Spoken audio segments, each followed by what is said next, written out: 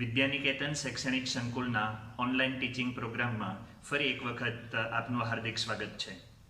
આપણે ધોરણ 11 અંગ્રેજી પાઠ્યપુસ્તકનો અભ્યાસ કરી રહ્યા છીએ. પહેલા વિડીયો લેક્ચરમાં આપણે યુનિટ 1ના ઇન્ટ્રોડક્ટરી પેરેગ્રાફ અને સીન 1નો થોડો અભ્યાસ કરેલો. આજે આપણે સીન 1નો આગળ અભ્યાસ કરીશું. ઇવન ધો ધ કમ્પાર્ટમેન્ટ વોઝ ફૂલ, જો કે એ આખો ડબ્બો ભરચક ભરેલો હતો, તેમ છતાં none of my fellow passengers got up to even inquire what was happening. મારો એક પણ સાથી મુસાફર એ પૂછવા જાણવા માટે ઊભો પણ ન થયો કે આ બધું શું બની રહ્યું છે.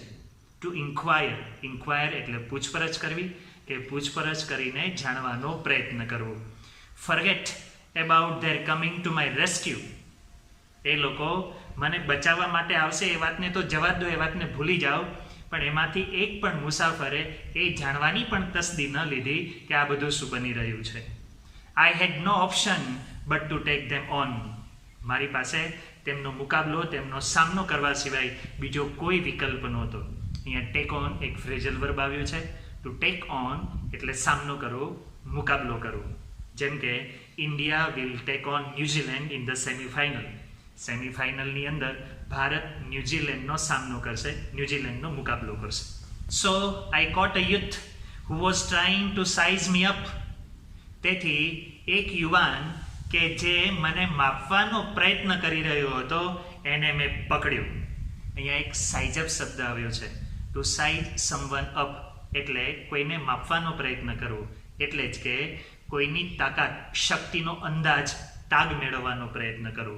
તો એક યુવાન જે મારી તાકાત માપવાનો પ્રયત્ન કરી રહ્યો હતો એને મેં પકડ્યો. કેવી રીતે? બાય હિઝ કોલર, એના કોલરથી એને મેં પકડ્યો. એન્ડ પુશ્ડ હિમ બેક, અને મેં એને પાછો ધકેલી દીધો. આઈ કિક્ડ અ કપલ ઓફ અધર્સ, બીજા બે એકને મેં લાત મારી દીધી. અ કપલ ઓફ એટલે ટુ, બે કે બે જેટલા, બે એક. તો બીજા બે એકને મેં લાત મારીને ધકેલી દીધા. An exceptional battle had begun inside the train on the move. અને આવી રીતે ટ્રેન ઓન ધ મૂવ, ચાલુ ટ્રેનની અંદર એક એક્સેપ્શનલ બેટલ, અસાધારણ, અસામાન્ય લડતની શરૂઆત થઈ ગઈ હતી. The wolves made another attempt to snatch my chain. એ વરુઓએ, એ ભૂખ્યા નાર જેવા યુવાનોએ મારો ચેઇન છૂટવવાનો બીજો એક પ્રયાસ કર્યો. Still I resisted. છતાં પણ મેં એમનો સામનો કર્યો. રેજિસ્ટ એટલે સામનો કરવો, પ્રતિરોધ કરવો. રેઝિસ્ટન્સ એટલે સામનો કે પ્રતિકાર, અને રેજિસ્ટ એટલે સામનો કરવો કે પ્રતિકાર કરવો. Until one of them, driven by a frenzy, gave me an extra hard kick. ત્યાં સુધી હું એ લોકોનો સામનો કરતી રહી જ્યાં સુધી છેવટે એમાંના એક યુવાને ડ્રીવન બાય એ ફ્રેન્જી, ક્રોધના આવેગની અંદર મને એન એક્સ્ટ્રા હાર્ડ કિક, એક અત્યંત સખત આવી એક કિક મારી દીધી. યુઝિંગ ઓલ હિઝ ફોર્સ, પોતાની તમામ તાકાત લગાવીને મને એક લાત મારી દીધી. ત્યાં સુધી હું એમનો સામનો કરતી રહી.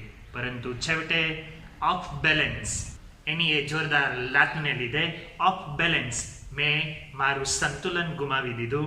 આઈ could not recover in time, અને સંતુલન ગુમાવી દીધું હોવાને કારણે સમયસર હું ફરી પાછી રિકવર ન થઈ શકી, ઊભી ન થઈ શકી કે મૂળ સ્થિતિમાં આવી ન શકી. તો આવો આ ઇન્સિડન્ટ, આ દુઃખદ ઘટનાનું વર્ણન અરુણિમા સિંહાના મોઢે જ સાંભળીએ. અરુણિમા કી કહાની, ખુદ અરુણિમા કી जुबानी. 2011 में चलती ट्रेन से मुझे कुछ बदमाशों ने, मैं वॉलीबॉल चैंपियन भी रह चुकी हूँ, 2011 में चलती ट्रेन से मुझे बदमाशों ने एक गोल्ड चेन पहनी थी, चलती ट्रेन से मुझे उठा के बाहर फेंक दिया था. लखनऊ से दिल्ली आ रही थी मैं. कंपार्टमेंट में बहुत सारे, जनरल कंपार्टमेंट था, बहुत सारे लोग थे. किसी ने मना नहीं किया. एक प्लेयर का जो स्पिरिट होता है वो अपने आप, जब कोई छीनने की कोशिश करता कुछ भी, वो देता नहीं है. तो मेरे में भी था, मैंने मना किया और उन्होंने मुझे चलती ट्रेन से, वो 4-5 थे, उन्होंने बाहर फेंका. I literally flew out of the train. હું અક્ષરશઃ એ ટ્રેનની બહાર ઉડવા લાગી. અહીંયા લિટરલી શબ્દ આવ્યો છે. લિટરલી એટલે શબ્દશઃ, અક્ષરશઃ, જાણે કે વાસ્તવિક, હકીકતે જ બનતું હોય તેવું. એટલે અહીંયા છે હકીકતે જ જાણે કે તે બહાર ઉડતી હોય તેવું દૃશ્ય હતું. Steel holding my mobile phone, હજુ મારો મોબાઈલ ફોન મારા હાથમાં જ મેં પકડી રાખેલો હતો. I was mid-air when I flew right into another train moving on the next track. જ્યારે બીજા પાટા પર ચાલી રહેલી પસાર થઈ રહેલી ટ્રેન સાથે મારું શરીર બોડી અથડાયું ત્યારે હજુ મારું શરીર હવાની વચ્ચે જ હતું, મિડ-એર અધવચ્ચે હતું. My body hit the moving still and rebounded to my train. મારું શરીર મૂવિંગ સ્ટીલ, અહીંયા શબ્દ વાપર્યો છે ચાલુ ટ્રેન માટે. સ્ટીલ એટલે ફોલાદ. એ ચાલુ ટ્રેન ફોલાદ જેવી મજબૂત ટ્રેન સાથે મારું શરીર અથડાયું. એન્ડ રિબાઉન્ડ, અને અથડાઈને ત્યાંથી પાછું ઉછળ્યું. એન્ડ ઇન્ટુ માય ટ્રેન, અને ત્યાંથી પાછું ઉછળીને મારી ટ્રેન સાથે અથડાયું. તો this ping pong must have continued for several seconds. આ પિંગ પોંગ, આમ તેમ અથડામણ. પિંગ પોંગ એટલે to bounce back and forth, આમ તેમ અથડાયા કરવું, એને પિંગ પોંગ કહેવાય. અને આ પિંગ પોંગ, આ અથડામણ, આ ટ્રેનથી પેલી ટ્રેનથી આ ટ્રેન વચ્ચેની અથડામણ થોડી સેકન્ડ સુધી ચાલુ રહી હશે. બિફોર ગ્રેવિટેશનલ ફોર્સ પુલ્ડ મી ડાઉન.